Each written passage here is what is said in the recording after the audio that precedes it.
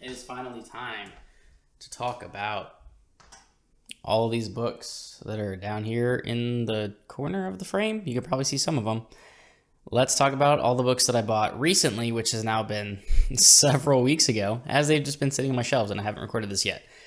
So let's do a book haul.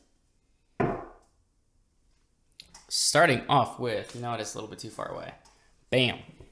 Engines of Empire. Now, this book is one that I did not even know really existed until my buddies L of Elliot Brooks and Alan at the Library of Alexandria told me about it, and we were going to schedule some kind of video to talk about it here in the near future. So I am actually the last to read it, but they were highly recommending it to me, L especially, saying that it's one of those that she actually thinks is giving her vibes of A Song of Ice and Fire when, everything says it's the next Game of Thrones or Game of Thrones meets X. She has told me that A Song of Ice and Fire meets Final Fantasy. So that is super intriguing because I am a gigantic Final Fantasy fan. She said specifically Final Fantasy 12. So I feel like that'll be pretty easy to pick up on. I don't know if that's exactly just the setting or sort of like the future sci-fi, like steampunk-ish nature of Final Fantasy, but I'm really looking forward to it. It's apparently very good. They have both raved about it to me and just in general. So I'm looking forward to that. It's rather large. It's like 600-700 pages, something like that. That's going to be on my March list of things to read. So March is actually going to be a super exciting month for me between this, some of the other things that I'm reading, and Kingdoms of Death coming out. So keep an eye out for that. But definitely looking forward to this. And let me know in the comments down below. Have you read it? What do you think? Next up, since I just recently informed you all that I watched 3 full seasons of The Last Kingdom during February with my wife, and we have 2 episodes left of season 4, with season 5 right around the corner, I thought what better time than to start buying the books. So I've got the first 5 here because they sold them as a bundle. So that'll be my first foray into some historical fiction, which is going to be a little bit different than what I'm used to. So I'm actually just really curious what the writing style is like, how it differs from the show, because I absolutely love the show. And this as well has been voted several times as a Patreon pick for me. And it hadn't won the random wheel that we do yet.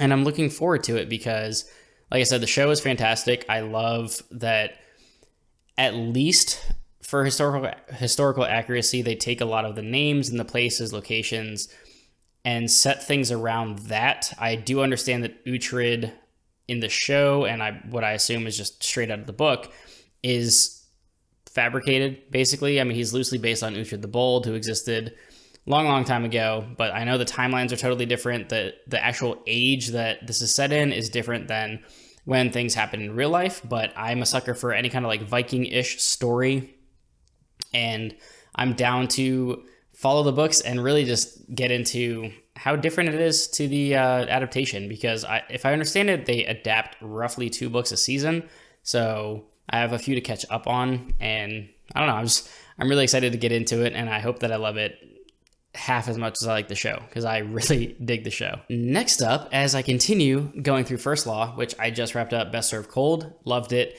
Not quite as much as the first trilogy, but it is still great. I love Joe Abercrombie's writing. His character work is fantastic. So I will be going through The Heroes and Red Country next, and then Sharp Ends, which I already have up there on the old shelves.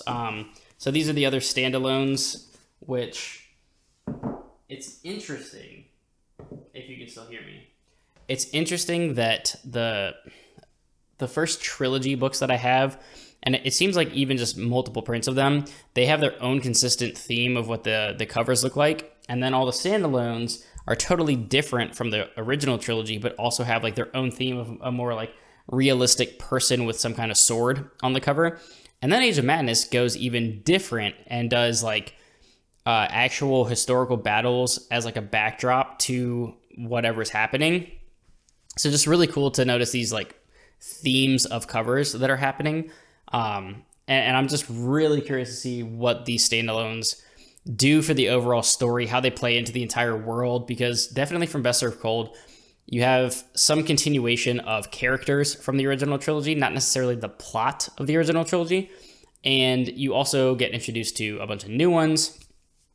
and you have several references or mentions of other characters that aren't in Best Served Cold but could potentially be in these side stories. They're at least talked about, so you're not in like completely unfamiliar territory. And I just, like I said, I love the dark, gritty nature of this world. I love how everyone's kind of a bastard. There's just like a scale of how crappy a person you are. The sex scenes are hilarious and more realistic than most of the weird ones that we get in fantasy. Joe does not shy away from making an awkward sex scene, and it works for me. His comedy's pretty on point. I love so many of these characters, just like they have no fucks to give, and they're willing to backstab people, joke the entire time while they're doing it, and it's just, they're a lot of fun to read. It's because it's not like, the books don't really read nihilistic. They don't come across as like bleak or anything. Like the world kind of sucks, but the characters are so likable and interesting and funny that even when they're in terrible situations or they're just surrounded by awful people and are awful people themselves, there's just something about the writing that just works and just keeps it fun and entertaining. So that's why I like First Law so much, and I'm just excited to continue. We then step into books 5, 6, 7, and 8 of The Expanse. I didn't get book 9 yet because I'm a doofus. But what I did decide to do is, I had initially been collecting these in hardcover. I have the first 3 in hardcover, as well as the Barnes & Noble pink, like Leviathan Wakes hardcover edition. Sorry, I have the first 4 in hardcover.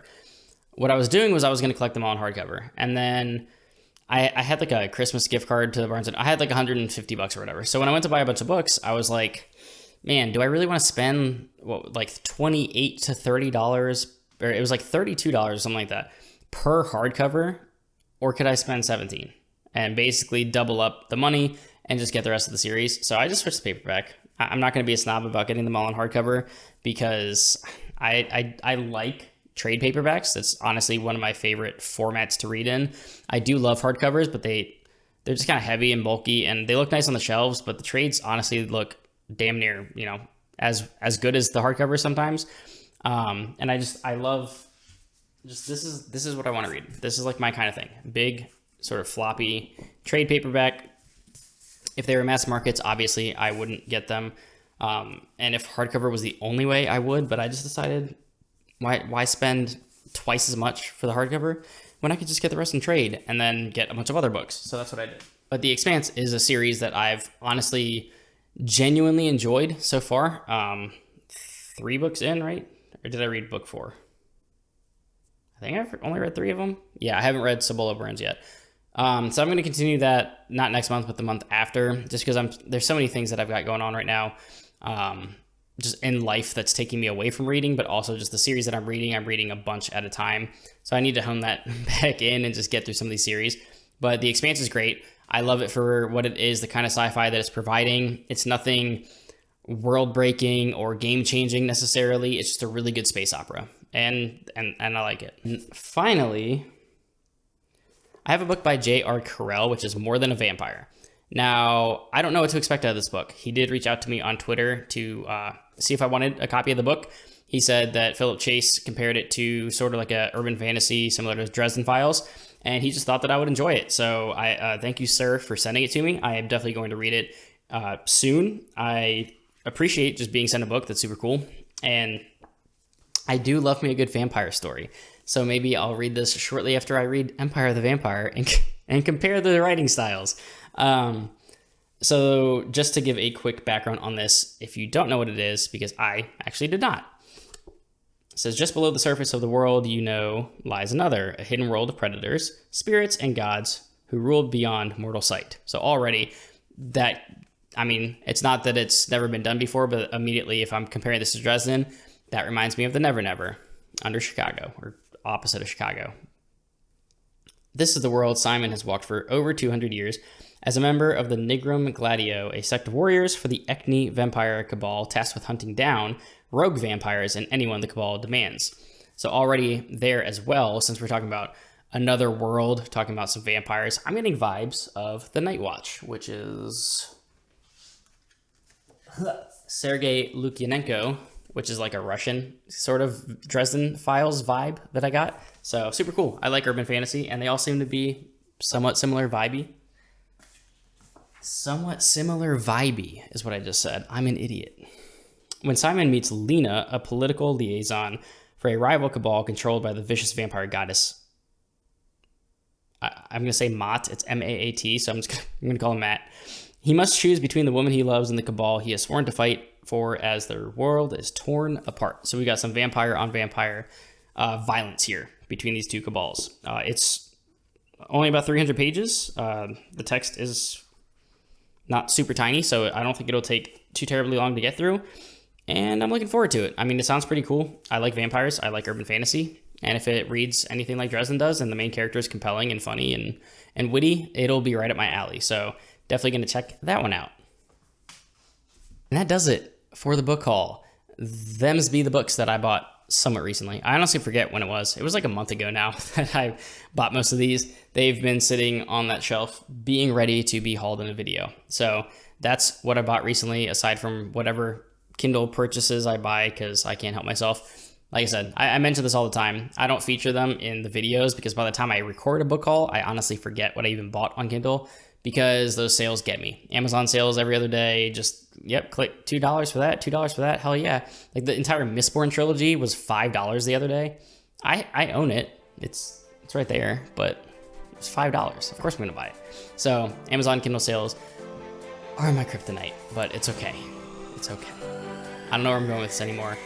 I'm very tired. I haven't slept in days. Bye.